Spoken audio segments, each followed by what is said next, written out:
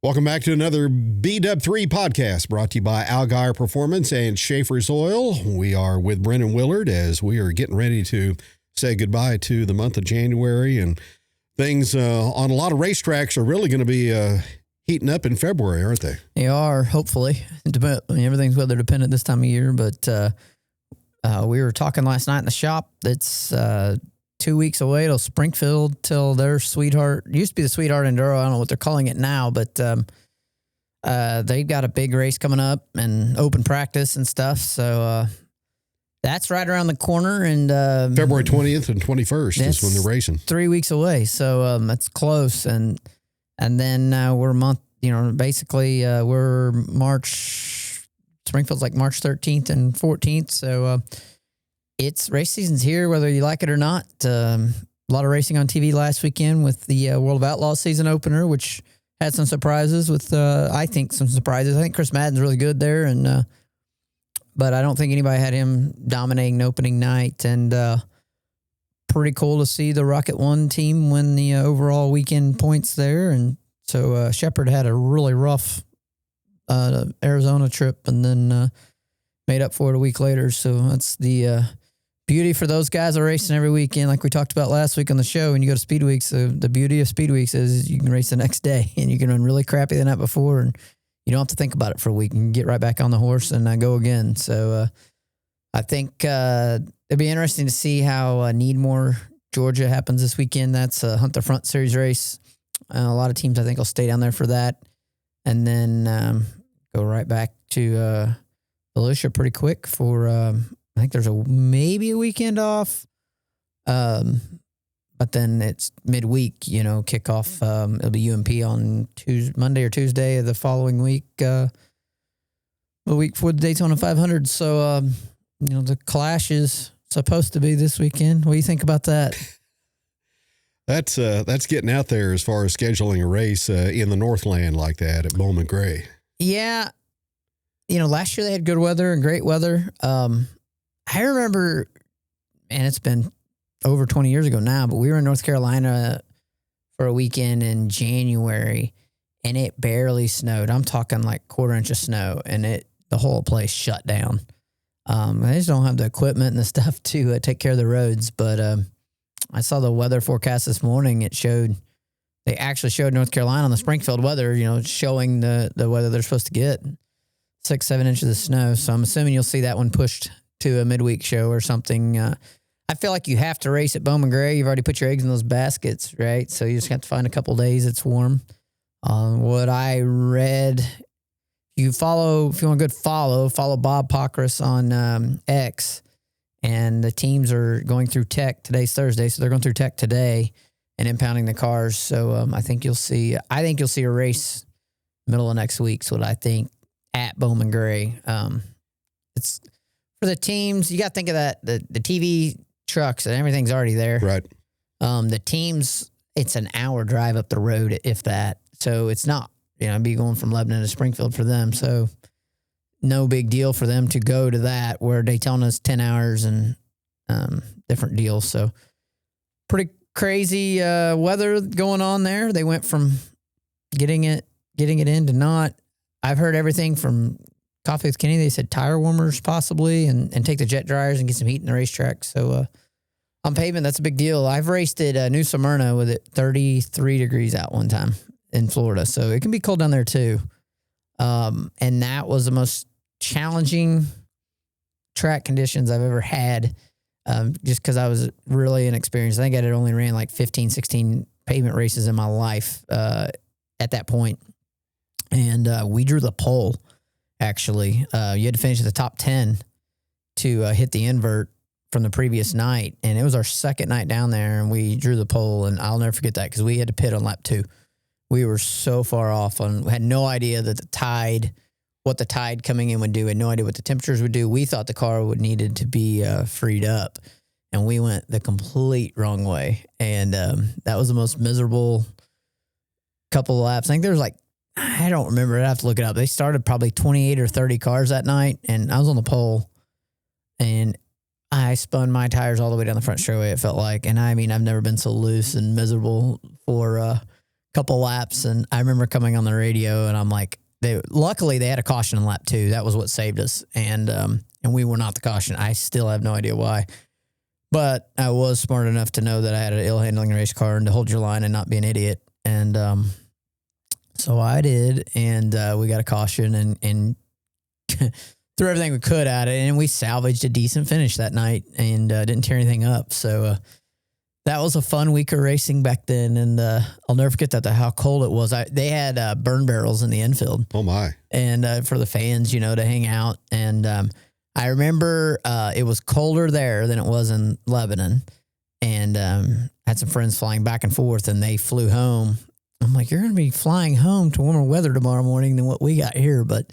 Ended up by the end of the week, it warmed up and it was beautiful. So, but we're going to get a repeat performance with that big winter storm on the East Coast. It's supposed to be down to the 30s, I think, as far south as Miami. Yes, that's what I saw. And so that was one of the things they were talking about. Well, if they had the clash at Daytona, I'm like, well, you ain't racing at Daytona either. Like, it's going to be too cold. You can race, but man, you want to talk about a miserable deal for fans. So I think they'll push it till middle of the week and roll on. And hey, it's nothing you can do about the weather. It's not football. Like, I've been reading that, and you watch football games, and they had some cold weather games a couple weeks ago, and it was on the news. And snowstorm in Denver Sunday. That caught me off guard. You want to talk about watching a game and it changed? Was that perfectly dry, nothing happening at kickoff in the first half, and then a blizzard in the second half. So. But I really kind of felt like that changed the game, too, a little bit. Like, it really felt like that helped the Patriots a little bit. But anyway, that was it's interesting to see what they're going to do with weather and just a lot of changes going forward. But good news is race season's on us. And NASCAR made some more changes, doing away with the Roval this week. Awesome. Thumbs up. 2 thumbs up. Yeah, I was at the first Roval race, and it was cool. It was really cool, but nobody knew what to expect. And honestly, I think everybody thought it was going to be a crap show, so that's why they came. And it was exciting. And everybody said it was the biggest crowd they'd had. It revitalized the event. What they're not talking about is how bad the 1.5-mile racing was and how bad the racing at Charlotte was. Well, with the new car, all the crap we all complain about the new car, the 1.5-mile racing is the best racing ever. I'm like, and everybody's been screaming, hey, you've got this car that races great at this racetrack. The 600-mile race has been the best race of the year for the last 3 years. Like, let's do this. So, pretty cool that they've done that. And hats off to them. There's enough road course racing for my taste anyway. I agree. I think we got the old system with 2 road courses was perfect for me. If you remember, though, from like 2010 to 18, we were doing our show then at the Ozarks Racing Roundup show then, and you remember the road course races were just phenomenal. They were kind of a demo derby, really, but the racing was really good there. And then when they changed the packages, changed the cars, changed all this, the road course racing is not any good no more, and the 1.5-mile's good. So I think, and this is just Brennan's opinion, but I think it's great that they have the car that you can quote unquote race at Bowman Gray and Daytona and Talladega. But the teams shot themselves in the foot when they said this week, can't take the car that we're going to Bowman Gray to Daytona because it's a different race car. The whole premises behind this was, it's whatever car you race at Sonoma, you can race at Daytona.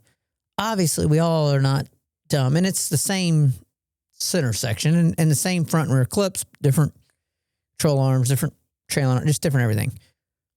NASCAR's made a lot of great changes. Like, they've done awesome. Like, I'm going to give them a big attaboy.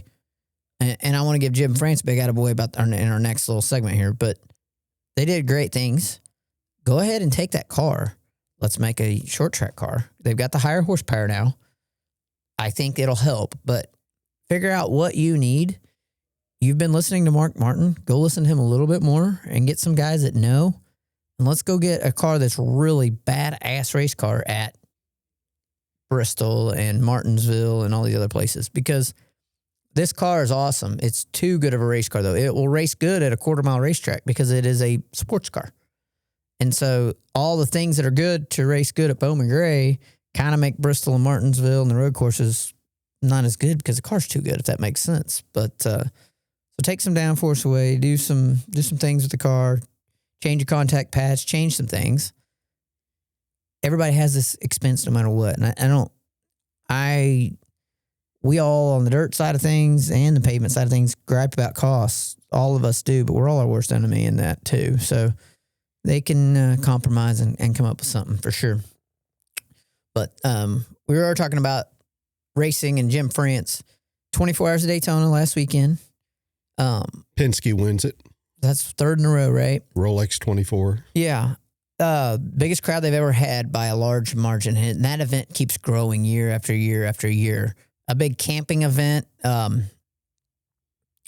actually watched less of the 24 Hours of Daytona this year than I ever have. I've followed that event for 25 years, at least, maybe longer. And I really enjoy that event just because it's the kickoff to the season kind of thing. Really awesome to see the crowd that they had, just a tremendous crowd. They've make that an event. Obviously, who's going to watch it? Nobody was going to sit and watch a 24-hour race, but they make it an event. There's so much going on in the infield and just a huge event. So hats off to, NASCAR owns IMSA now. That happened 20 years ago. That's Jim France's baby. And that's his passion is road course racing. And he's done a really good job of growing that event and making it next level for sure. But that's off to them. And enough about national racing. We'll go back to what's important right here, right? That's right. The MLRA schedule starts March 13th at Springfield. It's awesome to see that coming back March 13th and 14th at Springfield. So homecoming weekend for all of us that weekend. Looks like they are going in a couple weeks after that to Brownstown, Illinois. As I saw that on the internet, not sure.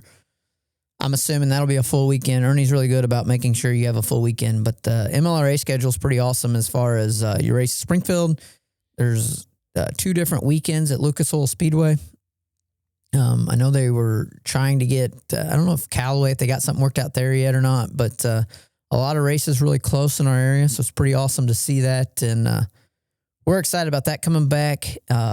Comp Cam schedule looks good too. It's 50,000 to win the points, which is unheard of for regional series, so I think you'll see a lot of heavy hitters kind of go for that. And the Mars schedule is coming west, and you talked about that too. They're coming to Wheatland in October, so pretty awesome to see all that. That'll be the final weekend of the Mars series. Yeah, it'll be good it's good for us. So for us, we don't have to travel. You don't have to. You can race at Wheatland. There's 3 weekends now. Show Me 100 weekend obviously is there. Huge event coming the day after the Show Me at Springfield, kind of with the Tony Roper Memorial a little bit. And Jerry Hoffman's going to have I think it's 10,000 to win, I think. I think it's called the Show Me 50, and it's been put out on MLRA schedule. You can see it. So if we stole Hoffman's thunder, it would be even better. He'll call us and give us hell and come on the show next week. But pretty cool that that's happening, and a lot of things piggybacking. I know MLRA is going back to Salina, Oklahoma.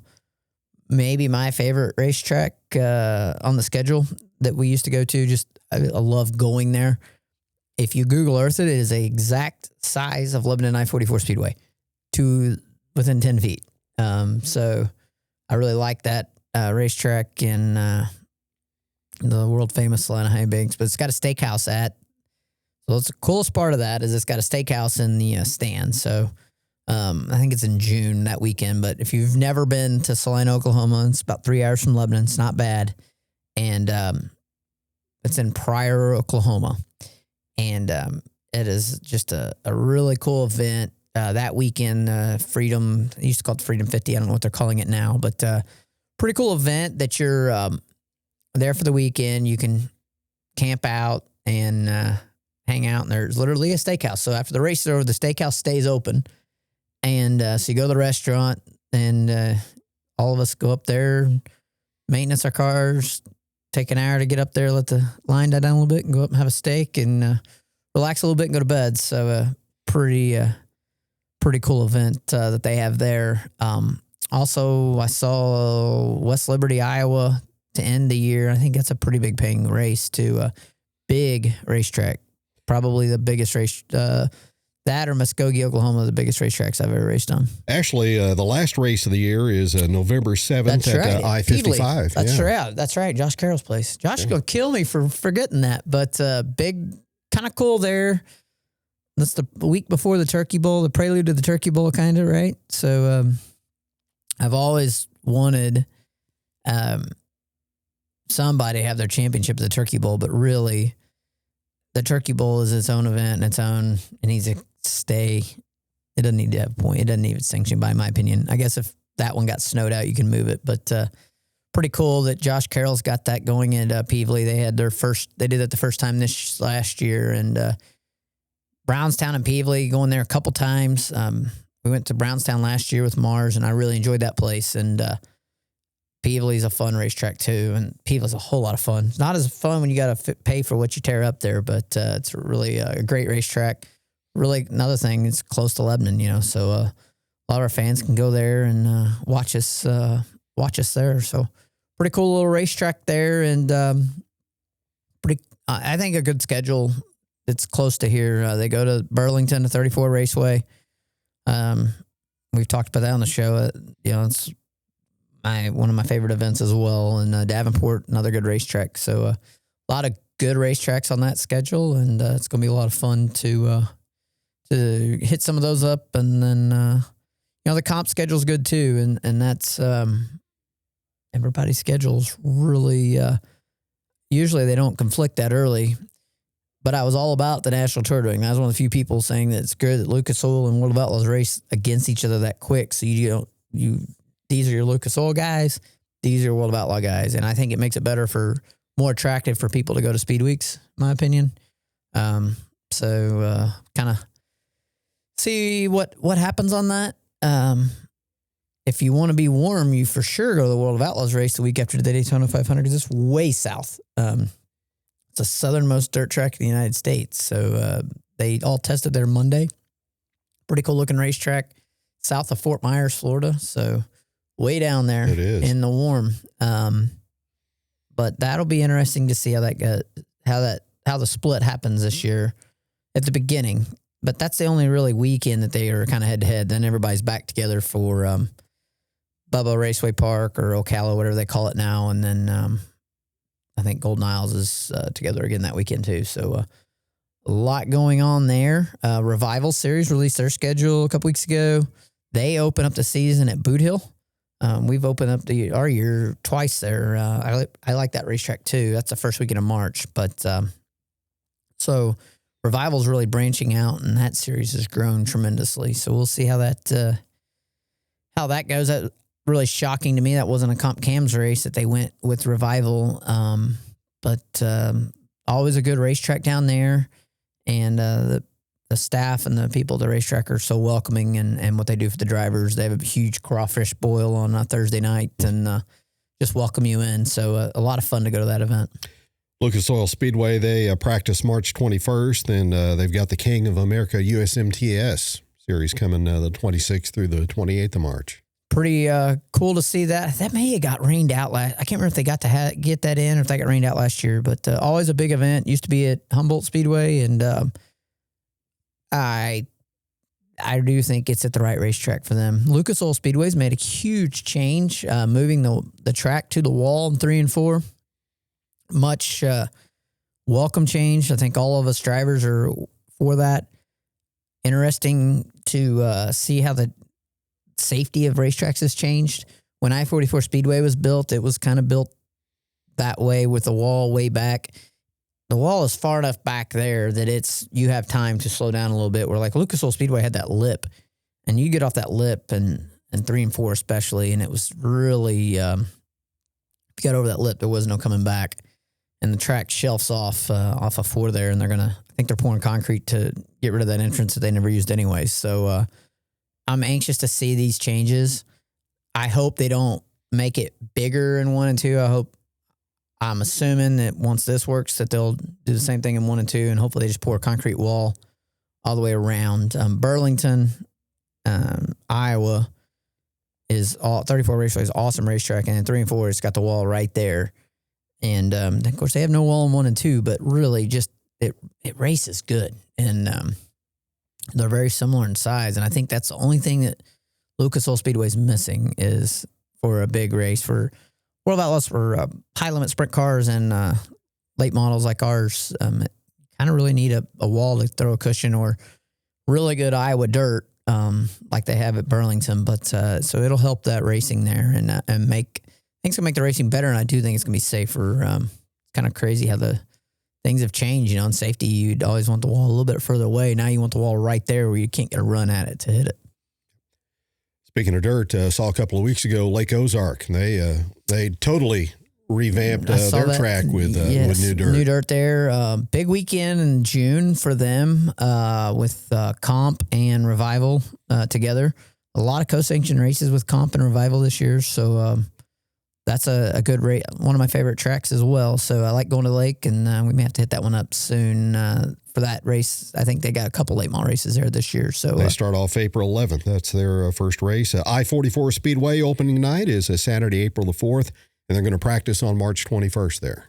There is no dirt races. That's the first Mars race that weekend, and it's way up at Maquoketa, Iowa. So I'm probably not driving to Maquoketa, Iowa, but there is no local dirt late model races that weekend. So I like that, and kind of got that one, looking at that on our calendar as well.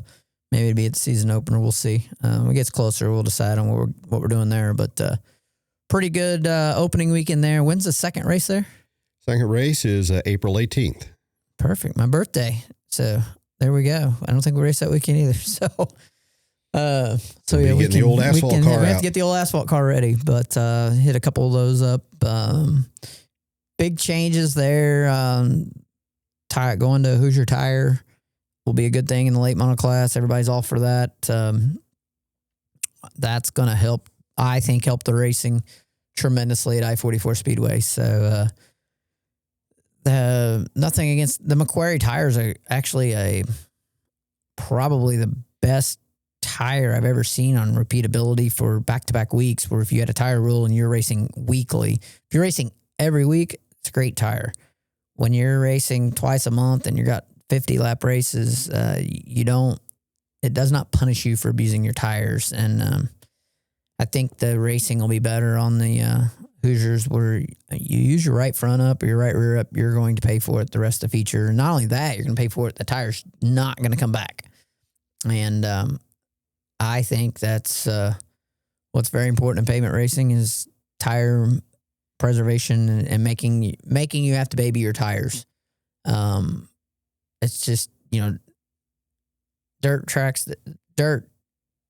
the track is always changing every lap, and that, at any point of the race, the top can come in or the bottom come in unless the track's just completely latched down. In a pavement track, the only thing you got to widen the groove out is your tires. And I think a softer tire that doesn't have, you can abuse it. And if you can abuse it and it hurts you for abusing your tires, it'll make the racing better. So be fun to see how that goes on, and the format of that as well. So I-44 being strong is good. I think they got a lot of momentum in their street stock class, looks like. Which I think is an awesome class, and pretty cool to see that. So we got a lot of racing around here, and we're very blessed for sure to have it all. Big rigs are also coming back at the tail end of the season.